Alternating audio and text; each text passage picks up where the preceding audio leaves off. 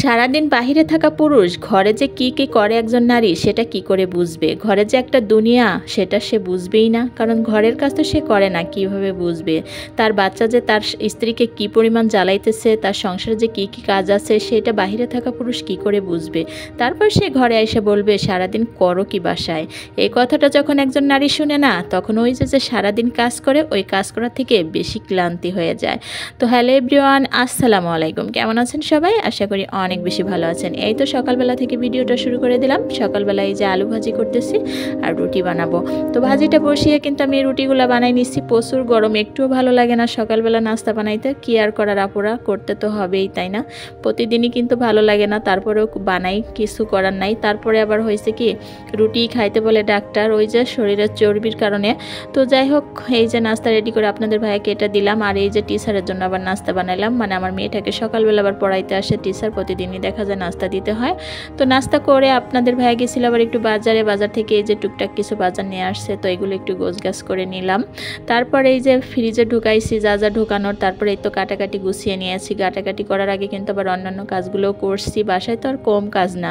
ওই যে বললাম পুরুষ মানুষ এটা কখনোই বুঝবে না, বাসায় যে একজন মহিলা কি কি করে, তার বাচ্চা যে কি যন্ত্রণা করে, কত কিছু যে সামলাইতে হয় সব দিক দেয়া, মানে সেটা পুরুষ মানুষ আসলে বুঝতে চায় না। যাই হোক, এ পর্যায়ে কিন্তু আমি এই যে মাছের মশলাপাতি সব কিছু কষিয়ে নিয়েছি। এখন এই তো মাছগুলো দিয়ে দিতেছি। সিলভার মাছটা রান্না করতেছি, আর এই মাছটা তাজা তাজা আমার কাছে রান্না করলে খেতে অনেক ভালো লাগে। আর আমি কিন্তু মাছটা কাঁচাই রান্না করতেছি। অনেক আপুর আমাকে কমেন্টে এসে বলে যে আপু কাঁচা মাছকে এইভাবে খাওয়া যায়? আপু আমরা খাইতে পারি, কারণ হয়েছে কি ভাজা মাছও খাবো না কেন, ওইটা আবার দেখা যায় অনেকদিন ফ্রিজে রাখলে ওইটা ভাজে তারপরে রান্না করি। আর যদি তাজা তাজা মাছ আনে না, ওই মাছগুলো আমাদের কাছে এইভাবে কষিয়ে রান্না করলেই বেশি ভালো লাগে।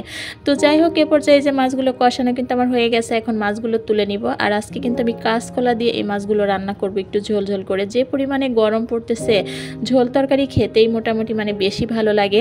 তো যাই হোক, মাছগুলো উঠিয়ে এখন এর ভিতর আমি এই যে কাঁচকলাগুলো দিয়ে দিলাম, আর সাথে কিন্তু আমি একটা আলুও দিয়েছি। কাঁচকলাটা আমি একটু হলুদ লবণ দিয়ে গরম পানি করে সুন্দর করে কিন্তু ধুয়ে নিয়েছি, যে যাতে করে মানে কষটা না থাকে। তো এখন এই তো কাঁচকলাগুলো একটু সুন্দর করে কষিয়ে নিব সিদ্ধ হওয়া পর্যন্ত। কয়েকটা কাঁচামরিচও দিয়ে দিলাম। এখন ঢেকে কিছু সময় নিয়ে এই তো কষিয়ে নিয়েছি। এই তরকারিটা খেতে কিন্তু মাশাআল্লাহ অনেক ভালো লাগছে।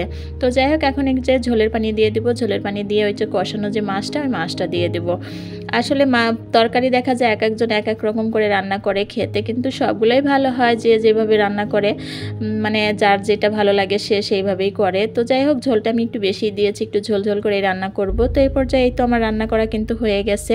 মাশাআল্লাহ তরকারিটা দেখতেও যেমন সুন্দর হয়েছে, খাইতেও কিন্তু অনেক মজা হয়েছিল। কাঁচকলা দিয়ে কিন্তু ঝোল তরকারি এমনিতেই অনেক মজা। আর আমি কিন্তু সাথে এই যে একটু শাপলা ভাজিও করেছি, সেটার ভিডিও আর আপনাদের সাথে শেয়ার করলাম না, অনেক বড় হয়ে যায় ভিডিওটা। তো যাই হোক, আজকের ভিডিও এই পর্যন্ত। সবাই ভালো থাকবেন, আমার পাশে থাকবেন। আল্লাহ হাফেজ।